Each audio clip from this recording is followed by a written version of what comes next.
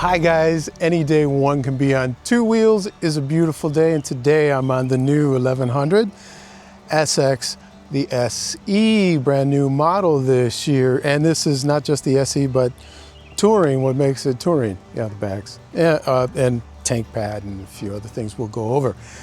But two new things. Motor, it went from 1043cc to the 1099cc. Motor actually lost 6 ponies, gained 2 torques, but those torques come on 400 Newton meter or RPM sooner. They had to do a bunch of engine adjustments to try to bring that torque lower in the RPM range. I'll put them up over here.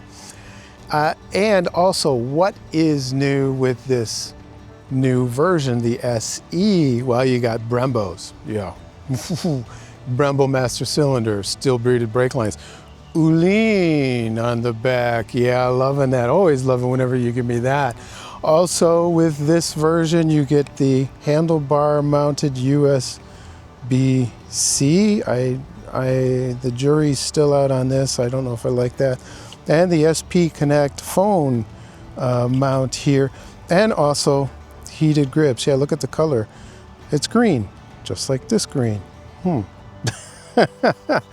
That's funny. Kawasaki matched the colors to the paint. Good job, Kawasaki.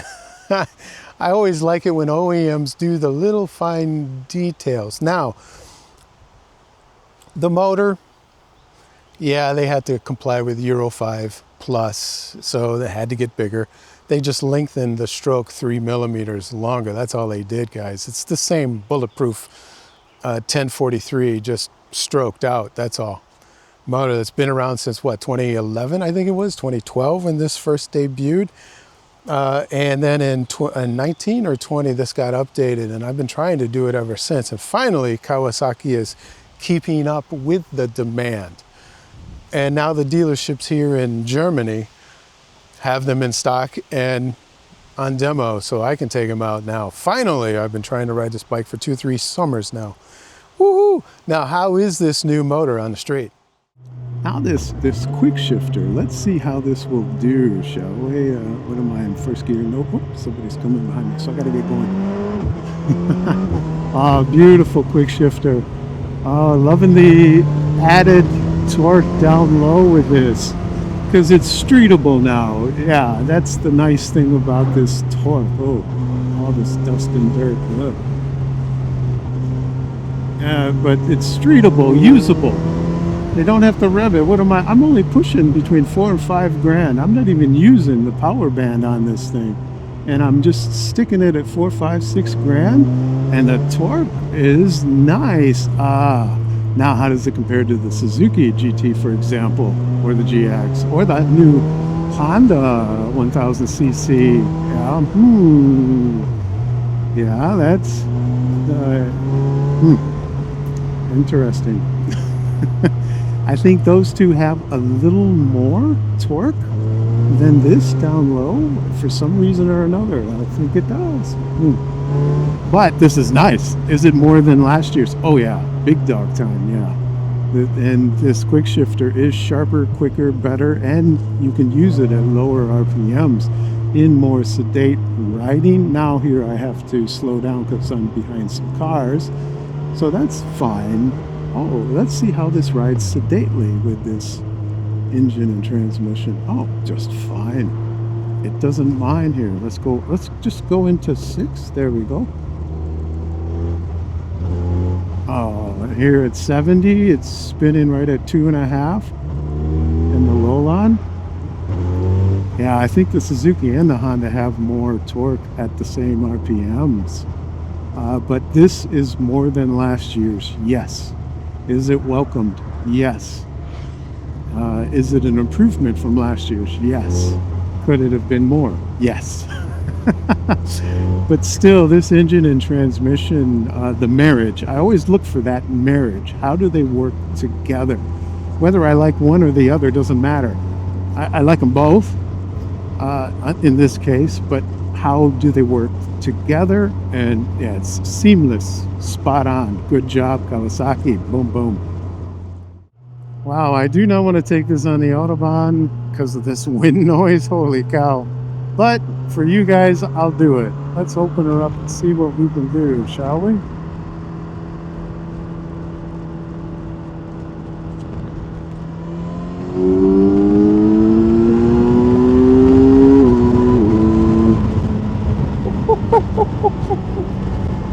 Oh, this is ungodly noisy, guys. Wow. And the windscreen is all the way up. Maybe if I crouch down a little bit. That doesn't get anything. Okay, let's roll on. See what she will do. Let's see if we'll get her up to speed. This window is unbearable.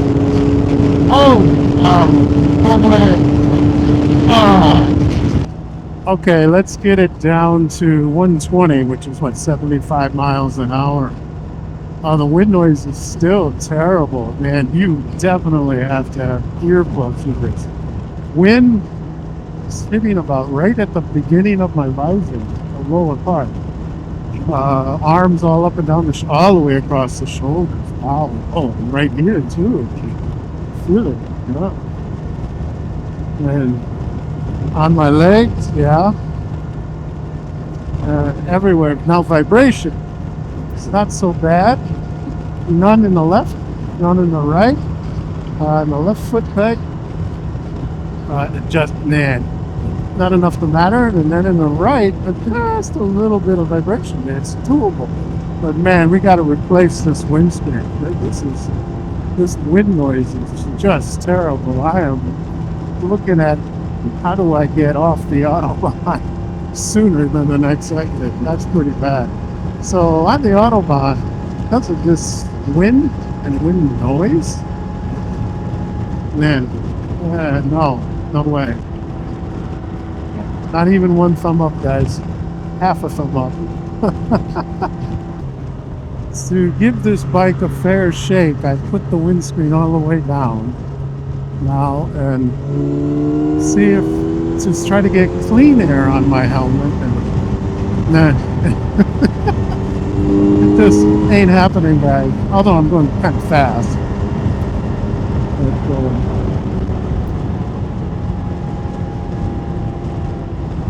Let's slow it all the way down there. Now 120, 75 miles an hour.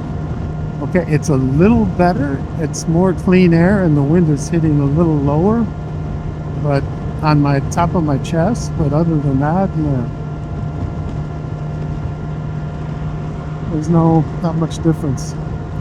It definitely, everything else though on the Autobahn is good except for this wind noise, and it is horrendous.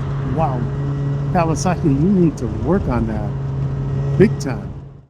Fully adjustable, manually of course, 41 millimeter, 120 mils of travel, 300 millimeter dual discs of course, and of course Brembo, M dot, let's turn it. There we go. There's the 4.32s there. They're not the Stylimas, so you will get brake fade if you do a track day with this thing. How many are going to do a track day with this bike? But here, this is what I like. Look at this remote. Loving that. And I do like the remotes on the right side of the bike because it's always leaned to the left, although it is nice walking up and then just adjusting here. But with this, you can just lean over and crank it this way or this way. So if you take it either way. Also, 260 disc on the back with a single piston Nissan back there. How is this suspension and loving this brake on the street? How is this suspension on not so nice curvy roads? It's, you're feeling it, yes, but it's confidence inspiring. You can stick a line, no problem. It nails it. You got to be careful with your line because it will hit it with ruthless precision. I am appreciating that about this. Oh yeah, sticking nice, even with a semi-truck coming through here, up and down. Oh yeah, it's sticking beautifully. No ifs, ands, or buts. What about the front? Oh, front brake is awesome. Yeah. The rear brake, okay, not bad. Let's drop 2 and let's go. Oh yeah. Yeah, this suspension, no qualms about it whatsoever, guys. 2 thumbs way up. Boom, boom. Same styling you've seen forever on this bike. Yeah, I don't know, 4 or 5 years. This is with the touring pack, and no, you cannot get a helmet in this bad boy, although it looks like it, but But I have a big head, big helmet, so if some of you guys have a small helmet, let me know in the comments below if you can get that in here. I can't get mine in here. Oh, and you can get the top box, but then if you get the top box, you can't get the side cases. Why? Because it's a different rack on the side for the top case. So it's one or the other, either 2 side cases or 1 top box, not both. Yeah, that's interesting, isn't it? This is the same height it's always been, and oh, look at this. This, not bad, although for a sport touring machine, I would expect maybe just a little bit more room, maybe. 19 liters filled up. How is this in a little village?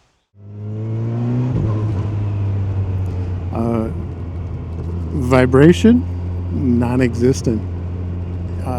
Okay, maybe if I want to get critical, the slightest bit in the right foot, just maybe, but nothing else anywhere else. Yeah, overall in a little town, going slow, dipping in and out of traffic, actually this is not bad. Take the side cases off, you can split lanes pretty good in and out of traffic with this.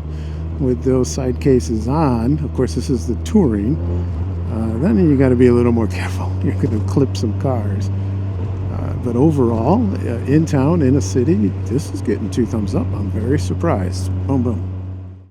Nice, crisp and clean controls here, easy, but the SP Connect is kind of, so when you're sitting here, it's kind of invading that space. But there's no room for this, because this is there and then the USB mount is here.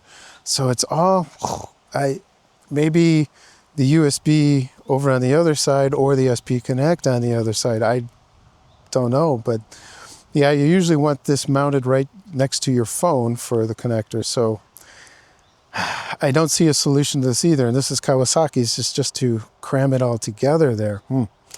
Yeah, see, and there's nothing going on here.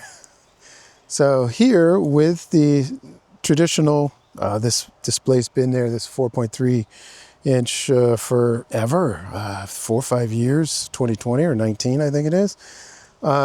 But I do like it. It's very basic, very good, very clean, very crisp and clear.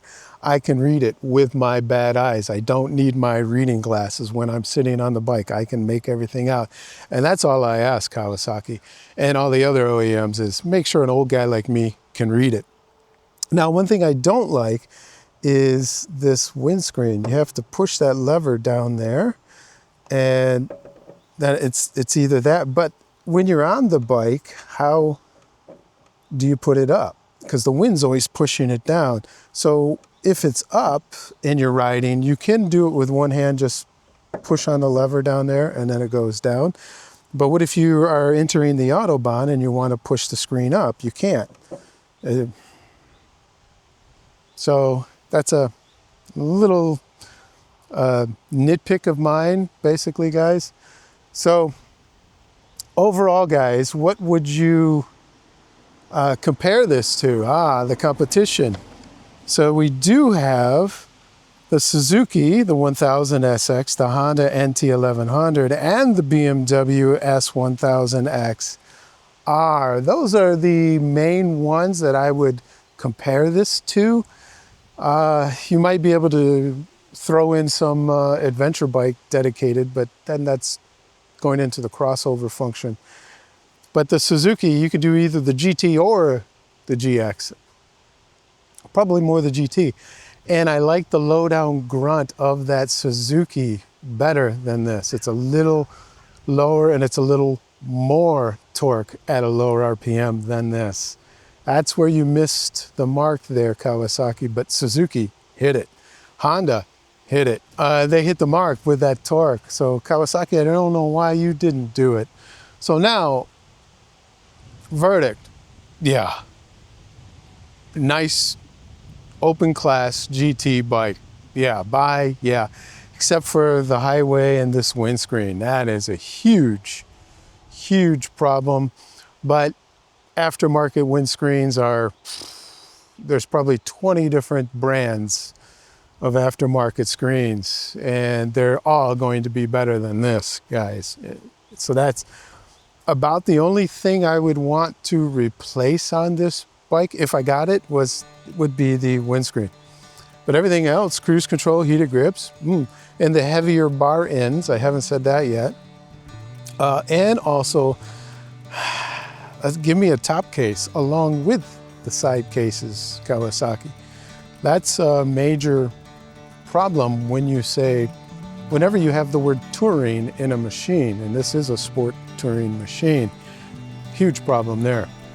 All right, guys, I hope you've enjoyed this review. As always, ride safe and ride like there's nothing to prove. Take care. Cheers.